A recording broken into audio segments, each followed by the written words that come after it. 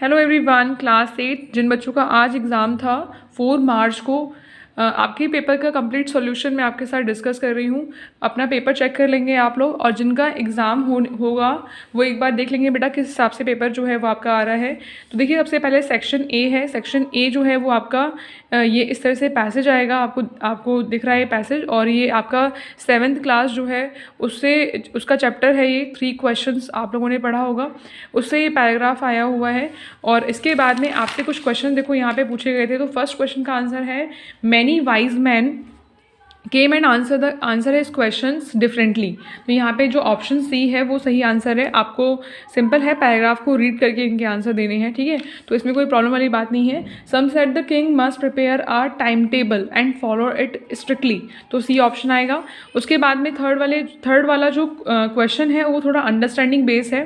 तो इसमें देखो ये बोला है कि क्वेश्चन देखो, some people advise that the king needed a dash और अ डैश, कि जो किंग है बेटा उससे क्या क्या किस किस की एडवाइस जो है वो माननी चाहिए।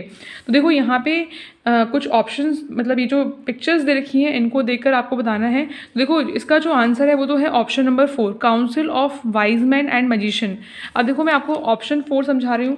यहाँ पे देखो सभी लोग मिलकर मीटिंग कर रहे हैं ना, तो मतलब कुछ मीटिंग चल रही है। तो यहाँ पे क्या हो रहा है, काउंसिल ऑफ वाइज मैन, मतलब जो बहुत ही विद्वान लोग हैं वो मिलकर राजा को सलाह देंगे। तो ये इसलिए ये जो पिक्चर है वो बनाई गई है।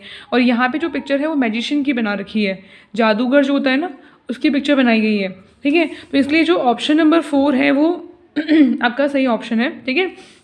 और यहाँ पे फर्स्ट ऑप्शन में ये वैसे लिखा भी हुआ है, यहाँ पे क्या क्या दिया है, ये काउंसिल ऑफ मैन है, और ये स्नेक चार्मर है जो बीन बजाता है सांप को, है ना, और ये मैजिशियन है, और ये डॉक्टर है, और ये क्या है, स्नेक चार्मर। तो इसलिए आपका जो ऑप्शन नंबर 4 है वो करेक्ट हो जाएगा, ठीक है। इस तरह से नेक्स्ट क्वेश्चन देखो क्या बोल रहे हैं। In context of the above passage which of the following statement given below is incorrect. आपको इनकरेक्ट स्टेटमेंट बतानी है, तो पैसेज को अच्छे से पढ़ेंगे। यहाँ पे जो ऑप्शन नंबर बी है वो आपका इसका ऑप्शन सही है। नेक्स्ट बोल रहे हैं, इसमें आपको बेटा वर्ड जो है प्रॉपर उसकी मीनिंग बतानी है। तो प्रॉपर का सेम मीनिंग क्या होता है, सूटेबल, ठीक है। तो ये यहाँ पर सूटेबल जो है वो सही हो जाएगा ऑप्शन। फिर आपका सेकंड पैराग्राफ दिया था, इस तरह से आपका पैराग्राफ आएगा। एक छोले भटूरे जो कि आपकी फेवरेट डिश होती है ना, उसके बारे में कुछ दिया है डिस्क्रिप्शन। तो इसको आपको पढ़ना है और इससे रिलेटेड आपको क्वेश्चन के आंसर करने हैं। यहाँ पर देखो क्या बोल रहे हैं आपसे, chole bhature is a popular dish in the dash areas of dash continent. तो यहाँ पे आंसर ना स्टार्टिंग में देखो दिया हुआ है। यहाँ पे देखो, chole bhature is A food dish popular in the northern area of the Indian सब कॉन्टिनेंट। तो आपको नॉर्थन और क्या है यहाँ पर, इंडियन सब कॉन्टिनेंट। यहाँ पे आपका हो जाएगा option number C right option, ठीक है।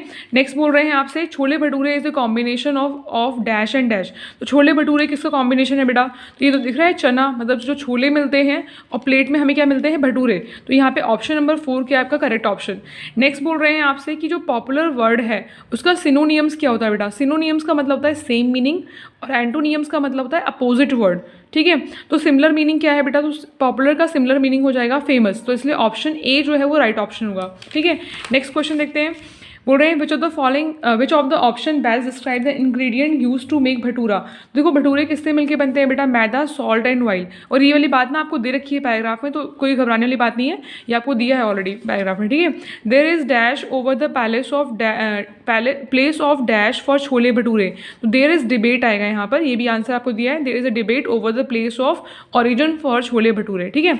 अब आते हैं बेटा राइटिंग स्किल्स पोर्शन पे। जो भी मैंने आपको कराया था, मतलब जो भी मैंने आपको राइटिंग स्किल्स यहाँ पे डिस्कस की हुई हैं वो सारी आई हुई हैं। ये दोनों चीज़ें मैंने आपके साथ डिस्कस कर रखी है। दिल्ली दर्शन ट्रिप जो है वो भी डिस्कस किया हुआ है, ये फर्स्ट टर्म का सिलेबस है, ये भी मिल जाएगा आपको। और डिजास्टर मैनेजमेंट में भी मैंने आपको वीडियो बना रखी है, वो भी देख लेना आप लोग। और अगर आप कमेंट करेंगे तो मैं आपको लिंक जो है वो डिस्क्रिप्शन में प्रोवाइड कर दूँगी, वरना आप अगर सर्च करेंगे तो मिल जाएगा आपको, ठीक है। ये सब चीज़ें डिस्कस की हैं बेटा, ये भी मैंने डिस्कस किया है, ये सेकेंड टर्म का सिलेबस में है। ये दोनों फर्स्ट टर्म के सिलेबस से आए थे, ये सेकेंड टर्म का सिलेबस है, ये मैंने आपके साथ डिस्कस किया हुआ है। ये वाला इंपॉर्टेंस ऑफ हार्डवर्क ये भी डिस्कस किया हुआ है, ये भी डिस्कस रखा है, ठीक है, इस तरह से। अच्छा, उसके बाद में यहाँ से I gifted dash pen to my brother. तो यहाँ पे क्या आएगा, a pen, I gifted a pen to my brother. She is wearing a beautiful watch dash wrist. तो यहाँ पे क्या आएगा, शी के साथ क्या आता है बेटा, हर आता है, और ही के साथ आता है हिज। तो यहाँ पे क्या आएगा, हर आएगा।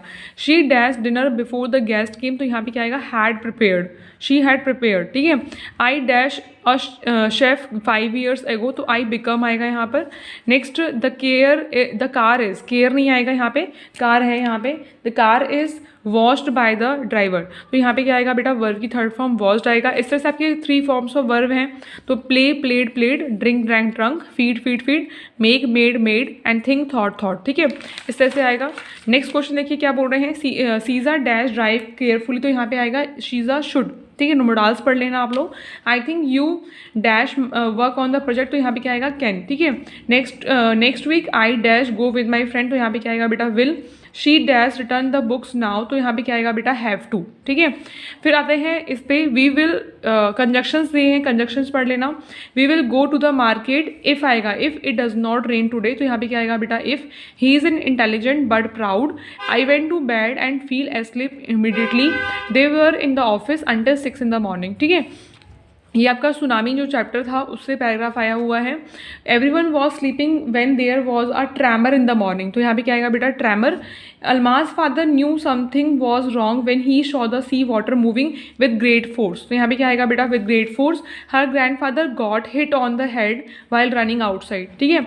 और ये जो पैराग्राफ है वो, इसमें आपके आंसर क्या हो जाएंगे, नेम द, किससे आया बेटा पैराग्राफ, ज्योग्राफी लेसन से आया हुआ है। और ज्योग्राफी लेसन्स को भी, लेसन के स्टैंजास जो है वो भी मैंने आपको प्रोवाइड किए हैं, वो भी अच्छे से डिस्कस किया है, चैनल पे ऑलरेडी अपलोडेड है, चेक कर लेना आप लोग। देखिए, name the poem and the poet, मैंने आपको बोला था कि पढ़ के जाएंगे, पोएम एंड पोइट्स के नेम आपसे पूछे जाएंगे एग्जाम में, तो ये आया हुआ देखो, ज्योग्राफी लेसन, जुल्फिकार घोष, ठीक है। फिर an old man dash the speaker his dash, तो यहाँ पे क्या आएगा, an old man offered the speaker his money, ठीक है। उसके बाद the speaker was not interested in the old man's offer, ठीक है, तो यहाँ पे क्या आएगा, इंटरेस्टेड, और यहाँ पे क्या आएगा बेटा, ऑफर, ठीक है। नेक्स्ट बोल रहे हैं, but Tilly Smith sense that something was wrong, her mind keep going back to geography lesson, how did that geography lesson save their life, ठीक है। तो ये टिल स्मिथ जो था बेटा, उसको सेंस होता है कि कुछ तो गलत होने वाला है, तो उसने एक ज्योग्राफी लेसन पढ़ा हुआ था, तो वो जो ज्योग्राफी लेसन उसने रीड किया था अपनी क्लास में, वो कैसे उसकी लाइफ को बचाता है, तो ये पूछा था आपसे। तो लिखेंगे बेटा, देखो उसे पता था, उसने ज्योग्राफी लेसन कहाँ पढ़ा था, इंग्लैंड में पढ़ा था, आपको पता है। और उसने पढ़ा था कि बेटा 1946 में क्या हो गया था, हवाई जो आइलैंड है एक, वहाँ पे सुनामी आ गई थी, तो उसमें उसे सुनामी के बारे में, जितने भी नेचुरल डिजास्टर है उसके बारे में उसको पता था, तो इसलिए उसने अपनी लाइफ को, मतलब उसने सुनामी को कैसे टैकल करना है उसके बारे में उसे पता था, इसके बारे में, ठीक है। तो आप इस तरह से इसका आंसर लिखेंगे। फिर बोल रहे हैं, why do you think Jodie wanted to bring the phone home, आपको क्या लगता है बेटा कि जॉडी जो है वो फ़ोन को घर क्यों लाना चाहता था। तो मैंने आपको बताया था बेटा कि जो जॉडी है, जॉडी के फादर को किसने काट लिया था, रेटल स्नेक ने। अब रेटल स्नेक ने जब काटा था तो डो जो है उसको मार दिया गया था, तो फाइनली जो फ़ॉन है वो क्या हो गया था, अनाथ हो चुका था, ठीक है, ये हमने पढ़ा था ना।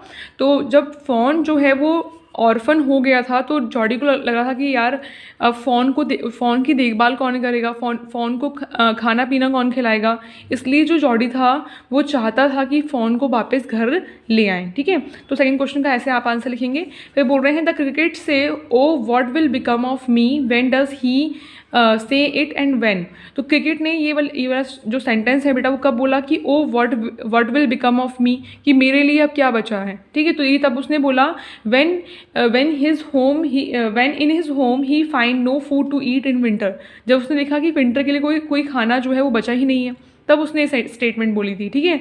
What did the poet comment when the jet reach the height of 10,000 feet, तो पोइट जब 10,000 फीट की ऊंचाई पे पहुंचता है तो जो पोइट है उसको कैसा फील हो रहा है या उसे क्या समझ में आता है 10,000 फीट की ऊंचाई पर पहुंचने के बाद। देखो बेटा, ज्योग्राफी लेसन के मैंने एक्स्ट्रा क्वेश्चन चैनल पे डिस्कस किए हैं, तो आप वो लोग देख लेना सभी।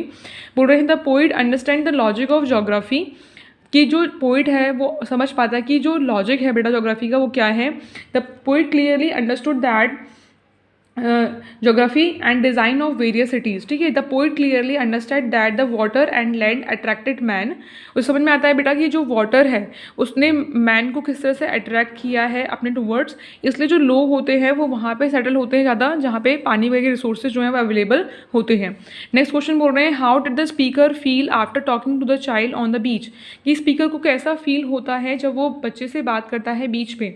तो स्पीकर फील फ्री, कि स्पीकर जो है बेटा फ्री महसूस कर रहा रहा है जब वो बच्चे से बात करता है बीच पे। The child was playing with shell and he hired the speaker for nothing. और वो हायर करना चाहता है बेटा चाइल्ड कैसे, कुछ भी ना लेकर, मतलब ऑफ़र नहीं लेता है चाइल्ड उससे और उसको हायर करना चाहता है। ठीक है, तो इस तरह से आपका जो पेपर है एक बार देख लेना अच्छे से, और जिनका पेपर आने वाला है, कमिंग है इनका एग्ज़ाम 8th क्लास का, वो अच्छे से देके जाएंगे। Thank you.